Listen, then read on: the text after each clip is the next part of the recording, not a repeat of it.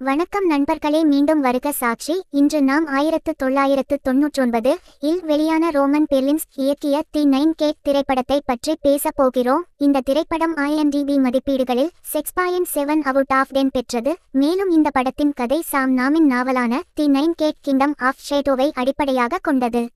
இந்த கதையின் கண்ணோட்டத்தை பற்றி பேசுகையில், இதன் கதை ஒரு சூனிய புத்தகத்தை அடிப்படையாக கொண்டது. அதில் அழியாமை அல்லது இறைச்சிப்பின் விதி மறைக்கப்பட்டுள்ளது. மேலும் இந்த புத்தகம் இரத்தினங்களின் மன்னர் லூசிஃபர் அவர்களால் எழுதப்பட்டது. எனவே நமது முக்கிய கதாபாத்திரம் இந்த புத்தகத்தை எவ்வாறு பெறுவார்? இந்த புத்தகத்தின் மர்மத்தை அவரால் தீர்க்க முடியுமா? இதைத்தான் இந்த வீடியோவில் நாம் பார்க்க போகிறோம். எனவே படத்தின் தொடக்கத்தில் தூக்கில் தொங்கி திருமணம் செய்து கொள்ளும் ஒரு வயதான ஆண்ட்ரூவை பார்க்கிறோம். இப்போது காட்சி மாறி புத்தகங்களை மலிவாக விற்கும் புத்தக விற்பனையாளரான ஜீன் கோர்சோவை பார்க்கிறோம். அவரது தொழில் குறைந்த விலையில் வாங்கி அதே அதிக விலையில் விற்பது. அவரது சிறந்த நண்பர் பென்னி இந்த வேலையில் அவருக்கு உதவுகிறார். இப்போது ஒரு பெரிய தொழிலதிபர் போரிஸ் பால்கன் டீனை தனது வீட்டிற்கு அழைத்து ஒரு பழைய புத்தகத்தை காட்டி, இந்த புத்தகத்தின் 3 பிரதிகள் தயாரிக்கப்பட்டுவிட்டதாகவும் அதில் ஒன்று மட்டுமே அசல் என்றும் கூறுகிறார். எனவே டீன் மீதமுள்ள 2 புத்தகங்களை கண்டுபிடித்து ஸ்பெயின் மற்றும் பாரிஸில் உள்ள புத்தகங்களில் எது அசல் என்பதை கண்டுபிடிக்க வேண்டும். பின்னர் அவர் அசலை எடுத்து போரிஸிடம் திருப்பிக் கொடுக்க வேண்டும். டீன் இந்த வேலையை செய்ய நிறைய நேரம் எடுக்கும். ஆனால் போரிஸ் இந்த வேலைக்கு டீனுக்கு கொடுத்த விலையை பார்த்த பிறகு அவர் வேலைக்கு சென்று முதலில் ஆண்ட்ரூவின் வீட்டிற்கு செல்கிறார். அவர் ஆரம்பத்தில் இருந்தே ஒரு இடைவெளி எடுத்துக்கொண்டார். சரி, ஆண்ட்ரூ தான் போரிஸ் தி நைன் கேட் புத்தகத்தை விற்றவர். அவர் தனது வீட்டிற்கு வந்தபோது டீன் ஆண்ட்ரூ டெல்ஃபரின் மனைவியை டெல்ஃபருக்கு அழைத்து வருகிறார். இது டெல்ஃபரின் மரணத்திற்கு காரணம் என்று தெரியவந்துள்ளது. டெல்ஃபர் இந்த புத்தகத்தை செனிசர் சகோதரரிடமிருந்து நீண்ட காலத்திற்கு முன்பே வாங்கினார். அவர் கதவை நெருங்கும்போது டான் தன்னை யாரோ பின்தொடர்வதை உணர்ந்தார். டான் அவனை துரத்துகிறான். 9 வாயில் புத்தகத்துடன் பென்னியை பார்த்து அவனை பார்த்து கொள்ளச் சொல்லி அவன் வீட்டிற்கு வருகிறான். இரவில் மிலானா டானின் வீட்டிற்கு வந்து 9 வாயில் புத்தகத்தை திருட அவனை மயக்குகிறாள். ஆனால் புத்தகத்தின் பெயரை கண்டுபிடித்ததும் அவள் டானை மிகவும் மோசமாக அடிக்கிறாள். தாக்கப்பட்ட பிறகு டான் பென்னியின் வரும்போது பென்னியின் இறந்த உடல் அவன் காலில் தொங்குவதை காண்கிறான். கதையின் முடிவில் இந்த வாசிப்பு நிலையை பற்றி விவாதிப்போம். சரி, டான் 9 வாயில் புத்தகத்தை ஒரு பீதியில் காண்கிறான். இங்கே டான் இந்த புத்தகம் மிகவும் சிறப்பு வாய்ந்தது என்பதை புரிந்து கொண்டான். எனவே இப்போது அவன் உயிருக்கு ஆபத்து உள்ளது. எனவே அவன் போரிஸை அழைத்து இதைச் செய்வதை தடை செய்கிறான். ஆனால் போரிஸ் அவனிடம் இன்னும் அதிக பணம் கொடுக்கச் சொன்னபோது டான் தன் நண்பனின் தியாகத்தை வெளிப்படுத்தாமல் ஒப்பந்தத்தை ஏற்றுக்கொள்கிறான். இப்போது டான் புத்தகத்தை ஸ்பெயினின் செனிசர் பெட்டர்ஸின் நூலகத்திற்கு எடுத்துச் செல்கிறான். அங்கு இந்த புத்தகம் டெல்ஃபால் எழுதப்படவில்லை என்பதை கண்டுபிடித்தான். லியானா அதை வாங்கினாள், ஏனென்றால் அவள் சூனியத்தில் நம்பிக்கை கொண்ட ஒரு வழிபாட்டின் ஒரு பகுதியாக இருந்தாள். அரிஸ்டா டாச்சியா மற்றும் ஜெமின் கிங் லூசிஃபர் ஆகியோரால் எழுதப்பட்ட 9 வாயில் புத்தகத்தின் எழுத்தாளரின் பெயரை இங்கே காணலாம். புத்தகத்தின் பக்கங்களில் இட்டி மற்றும் LCF-இன் அடையாளங்களும் இருந்தன. ஒவ்வொரு புத்தகத்திலும் 9 பக்கங்கள் உள்ளன. அவற்றில் 3 மட்டுமே சரியானவை. மேலும் இந்த 3 சரியான பக்கங்களில் லூசிஃபரின் அடையாளம் அவற்றில் உள்ளது.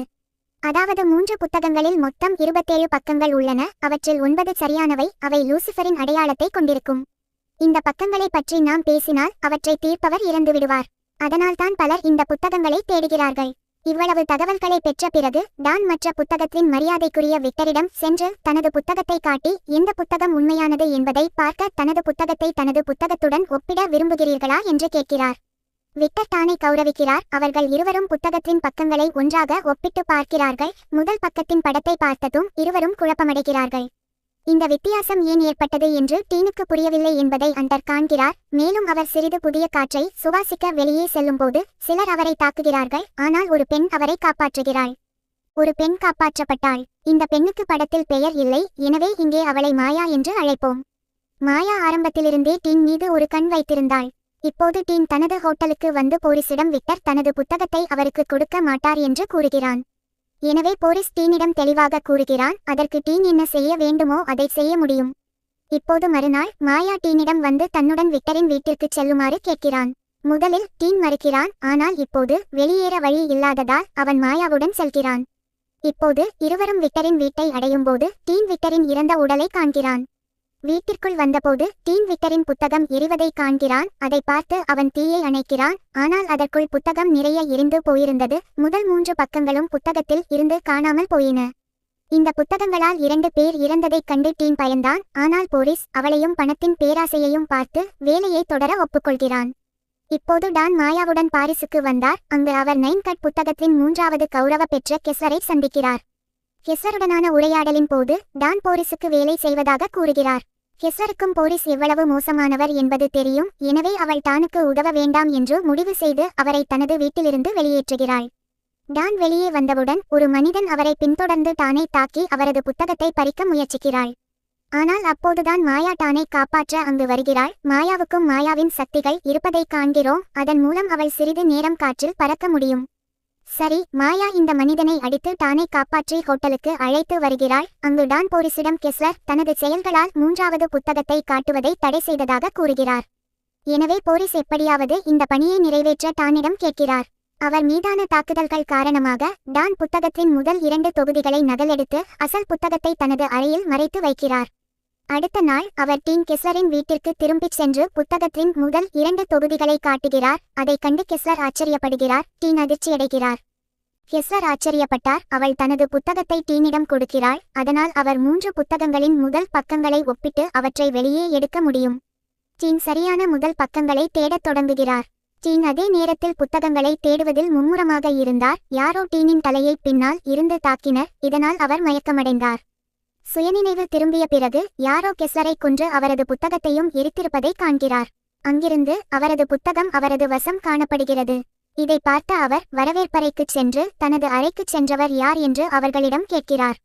பின்னர் ஒரு பெண் தன்னை டீனின் மனைவி என்று அழைத்துக்கொண்டு அறைக்குள் சென்று புத்தகத்தை திருடியதை கண்டுபிடிக்கிறார்.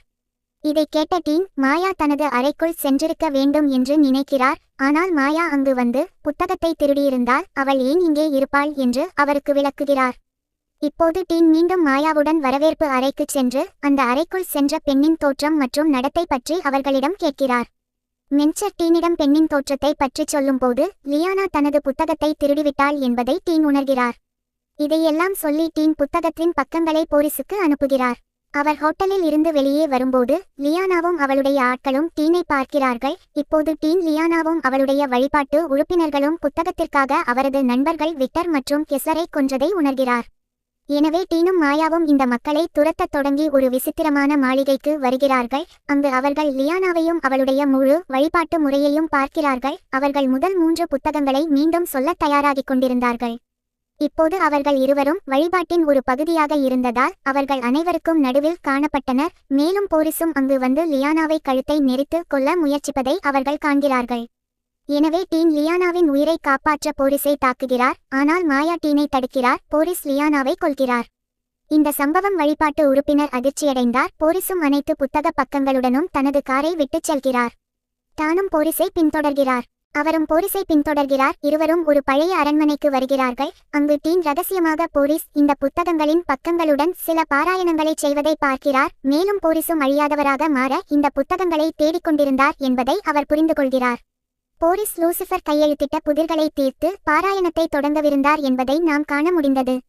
அப்போதுதான் டீன் அவரை தடுக்க அங்கு வந்து போரிஸை துப்பாக்கி முனையில் அழைத்துச் சென்று தான் அவரை பயன்படுத்தி கொண்டதாகவும் அவருக்கு பணம் கூட கொடுக்கவில்லை என்றும் கூறுகிறார். இப்போது இருவரும் ஒருவருக்கொருவர் சண்டையிடத் தொடங்குகிறார்கள். இதனால் தரையின் மரம் உடைந்து டீன் தரையில் சிக்கிக்கொள்கிறார்.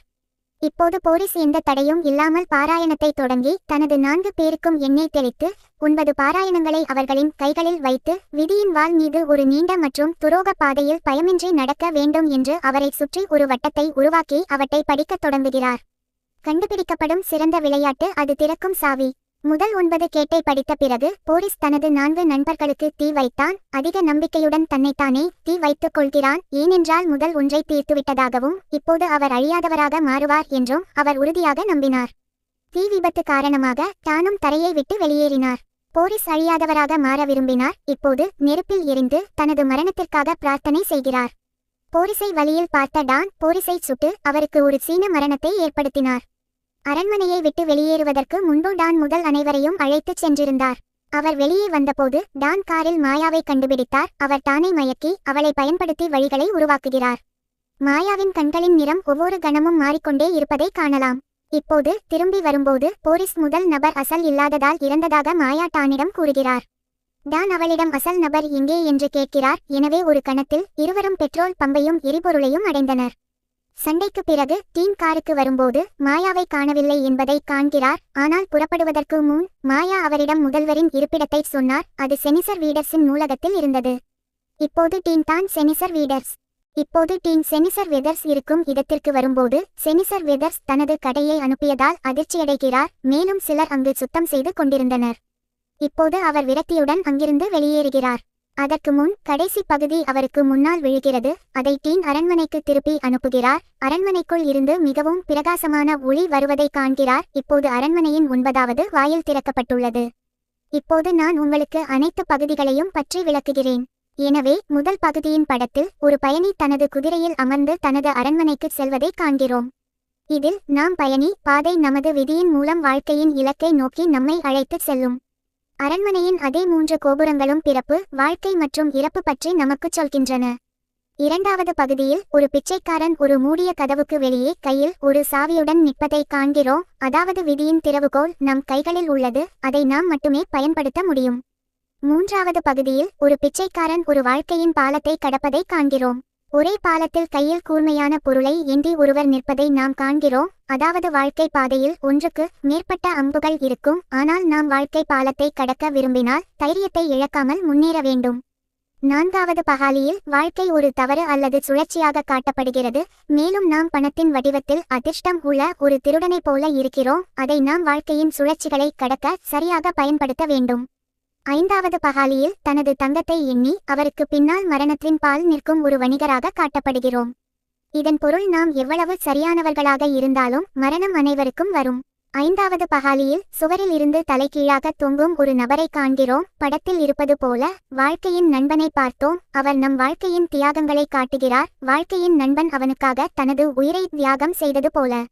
ஆறாவது பகாலியில் ஒரு ராஜாவும் பிச்சைக்காரனும் வாழ்க்கை என்று அழைக்கப்படும் ஒன்றை கொண்டு விளையாடுவதை காண்கிறோம். அதை நாம் புரிந்து கொள்கிறோம். மூளை மற்றும் தைரியம் உள்ள எவருக்கும் கண்களும் திறமையும் மட்டுமே வெற்றி பெறும். விரக்தியான சந்தர்ப்பவாதத்தின்மை. அங்கு பள்ளத்திற்கு வெளியே அரை நிலவை பார்க்கிறோம். இது கனவுகளை நனவாக்குவதை குறிக்கிறது. எட்டாவது படத்தில் ஒரு போர்வீரன் ஒரு பிச்சைக்காரனை தாக்குவதை காண்கிறோம். அந்த போர்வீரனின் தலையில் அதிர்ஷ்ட சக்கரம் உள்ளது. அதாவது நமது துரதிர்ஷ்டம் நம்மை காயப்படுத்தும். ஆனால் நாம் மங்களத்தில் நம்பிக்கை வைக்க வேண்டும். முதல் நபியில் அரண்மனைக்கு வெளியே ஒரு ஆபத்தான பாக்கெட்டில் அமர்ந்திருக்கும் ஒரு பெண்ணை பார்க்கிறோம். என்னை பொறுத்தவரை டான் தனது இலக்கை அடைய உதவிய மாயா என்று பெயரிட்ட அதே பெண் இதுதான். இந்த பகேலியா படத்தில் முக்கியமானது. ஏனெனில் இது நரகத்தின் கடவுளான லூசிஃபர் எழுதியது. அவர் நம்மை சொர்க்கத்திற்கு அனுப்பினார். எனவே இந்த பகேலியாவை தீர்த்து சொர்க்கத்திற்கு செல்ல அனைத்து பாவிகளும் விரும்பினர். இந்த படத்தின் முழு அர்த்தத்தையும் நீங்கள் அனைவரும் புரிந்து கொண்டிருப்பீர்கள் என்று நம்புகிறேன். அத்தகைய ஒரு கருத்து காரணமாக நாங்கள் ஜானி டெப்பின் ரசிகர்களாகிவிட்டோம். எனவே நண்பர்களே, நீங்கள் வீடியோவை விரும்பினால் அதை விரும்புங்கள். மேலும் கருத்து தெரிவிக்க மறக்காதீர்கள். எனவே இப்போது நெக்ஸ்ட் வீடியோவில் உங்களை பார்ப்போம். அதுவரை கேர் அண்ட் டேட்டாவுக்கு டிக் பண்ணிட்டு பை.